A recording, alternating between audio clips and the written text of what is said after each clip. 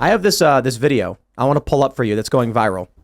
Ian Miles Chong has this tweet. Life is hard and it's getting harder for the middle class. I'll just play a little bit of this clip for you guys. Seriously, my bills alone are $3,000 a month. I'm a single mom who receives fucking like $300 a month in child support for 2 kids. I can't do this anymore. I work every single day. I get maybe a day off. Sometimes, if I'm lucky, I'll get 2 fucking days off. I'm sick of it. I'm so sick of this. And I fucking forgot to pay my daughter's braces.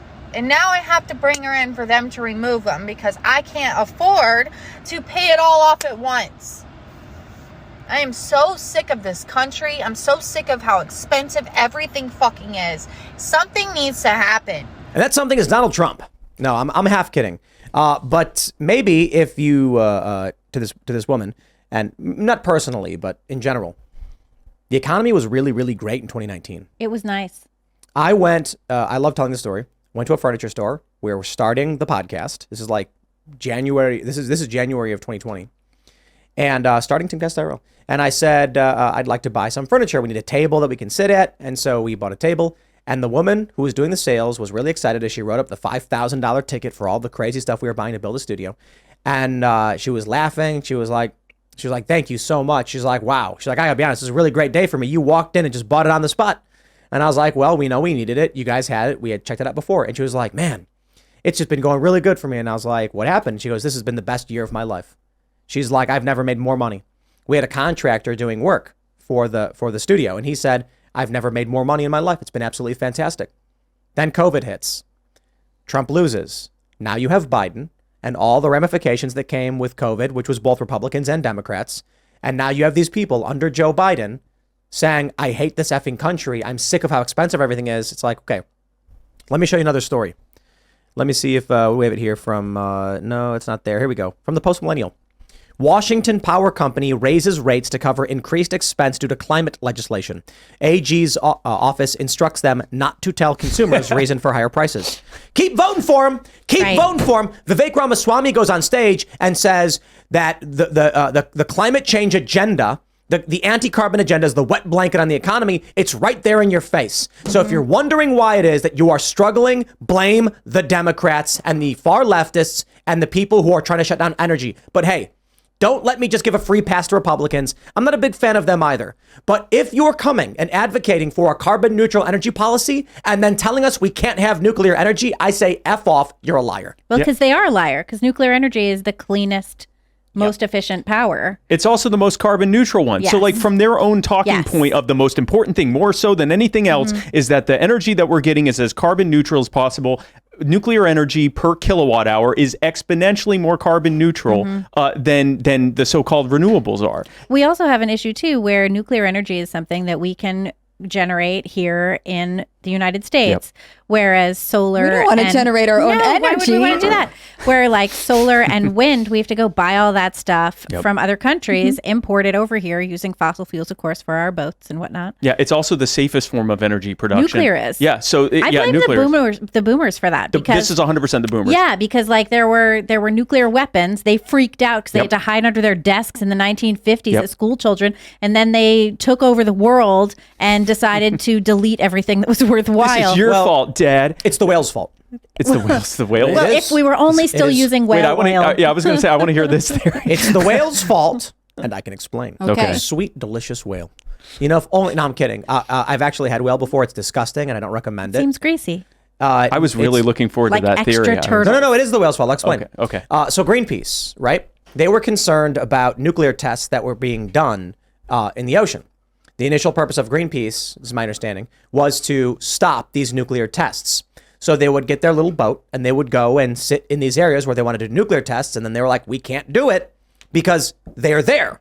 And part of the reason was that it was devastating to whale populations. To save the whales, one of the co-founders of Greenpeace broke off and formed Sea Shepherds to protect whales. So this initial activism to stop nuclear weapons from Greenpeace transformed into a desperate, well, now that we stop something that's bad, how can we squeeze the teat and milk all these other morons for their donations?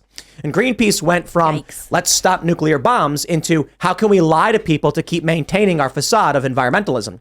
They now just say whatever stupid, garbled nonsense they have to trick morons into giving them money. One of those things is that nuclear power is bad. And they revel in it because they make lots of money from it. It's a cash game, and it's beautiful profit. And going back to what Libby said, it all started with their opposition to nuclear weapons testing. So this would be like opposing solar panels because of melanoma or something like that. Like it has nothing to do with it. It's literally, it is what, and in fact, the reason that we tend to use the less efficient hard water reactors is because the U.S. government and other governments prioritized the production of nuclear weapons over actual energy production, whereas newer forms of nuclear energy production, like thorium salt reactors and things like that, are far more efficient. The half-life, the half-life of the waste only lasts I think 100 years instead of tens of thousands of years. I've been reading about that. In every way, it's better. It's meltdown proof. I'm not going to try again. I'm not a scientist. I'm just a Jew. But in every way, it's even safer than nuclear, which is already exponentially safer and better than everything. Now we've got the advent of fusion, which I believe they've already reached ignition. Big stories. Now they're trying to figure out how to actually capture the energy from the ignition process. Right. Miniature suns, I guess. That's going to kick off an energy expansion by which the human race has never experienced. And we are going to, Elon Musk, we need you. We need Elon Musk. You know why? Rapid energy expansion. If, I don't know the actual numbers for what fusion, the exponential increase in energy output that we'll get from fusion relative to fossil fuels, but I believe nuclear is the most efficient, I believe, correct? Like the highest energy output that we have. Yeah. It's remarkable. It's carbon neutral and it's got a massive energy output, and they won't do it. So I watched this really amazing little mini documentary on energy. It starts with human energy. We eat food, convert that food into kinetic energy through our muscles, the sugars, and we build things. We then figured out, hey, this big creature over here can pull it for me. Yep. And so they strapped it to a cow, made the cow pull. It's animal energy. Then we started burning wood, then coal. We get petroleum. All of these rapid expansions of energy extraction rapidly increase human population, technological development, etc. Once fusion kicks off, if we get to that point where we've got fusion reactors everywhere, we need spaceships, and we need them fast. Mm-hmm. Well, and that's the whole point, right? The whole point of humanity, to a large degree anyway, is to create more stuff, to go faster, to go further, right? So you could look, people do. They look at the history of humanity as the history of energy consumption and energy creation. And we do that. And so we hit fossil fuels, which was great, which elevated so many millions of people out of poverty globally. And now we're asking the entirety of humanity to take a step backwards by using less good energy resources instead of exploring and developing better ones. Nuclear is the way to go forward, or this other fusion thing, right? It's the way to go forward. That's how we get to other planets. And that is, of course, the goal, is to keep going. Whether or not we go to other planets can be your opinion, whatever. We can simplify this for the average working class person. Explorers. Right. But I just want to say this for the average person who says, bro, I don't care about Mars, I don't care about Venus, I don't care about Neptune or Alpha Centauri or whatever. I just want to know why I can't buy bread. You can't buy bread because they are putting a wet blanket on the economy. They could build nuclear. They ain't going to do it. They want to shut down your fossil fuels without giving you an alternative because the real answer, the real reason they're doing it is probably communism. And so they want to restrict what you can do, control what you can do, and you suffer because of it. Keep voting for them. Look, I don't blame this lady who's talking about her kids and the hardships she's dealing with, because everyone's dealing with that. I don't blame the working class for being exploited. But to a certain degree, I beg of these people to pay attention. It's why it's so important. When people are like, I don't pay attention to politics, I'm like, dude, I have little respect for that. Because you can't complain about why the prices are so high and then say, but I don't do anything about it. Or even know why.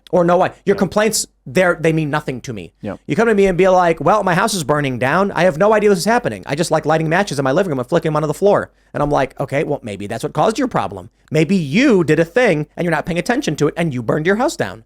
I was surprised in that. Oh, go ahead. I'm sorry. No, that's it. They just keep voting. They keep voting for this. I was surprised in the video that you can repossess someone's braces. Yeah, that is sort of fascinating to me.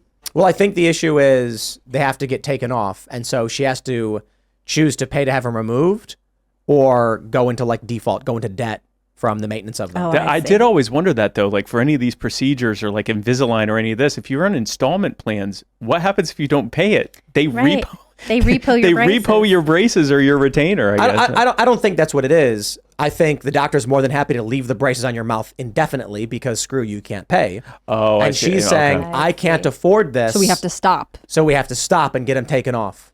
Oh, okay. Right. All right. 'Cause Yeah. it's like a long. I battled this in 2020 because I was traveling the country campaigning for vice president, and I would talk to people who go, yeah, things are bad, but if they could just, get us reliable checks. And I was trying to explain to them, like, okay, what's happening right now is they've essentially shut down production for the most part.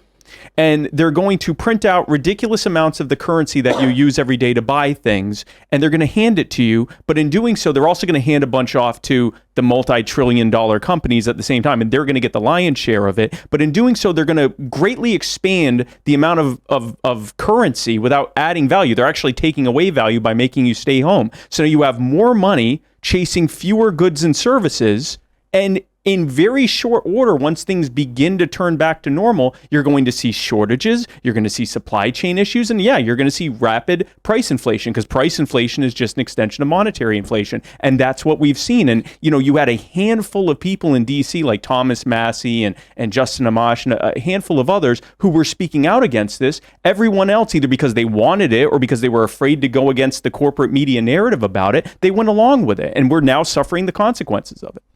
And to be fair, I was more in line with with Trump. Spend the money, figure it out. And I think hindsight being 2020, we now realize the mistake that was. But I think for the most part, too many of us trusted the machine when it said we are dealing with a deadly pandemic. Yep. We saw these videos coming out of China, and I think good people tried to be good people and said, look, like these people collapsing, it's terrifying. Now we look back and we're like, okay, it was bad, but like, man, did they overhype this and drive us into the ground over nonsense. And the real reason was probably political control. Thanks for watching this clip from the Timcast IRL podcast. Hang out with us live Monday through Friday at 8 p.m. and become a member over at timcast.com for uncensored, members-only shows exclusive. Thanks for hanging out, and we'll see you all next time.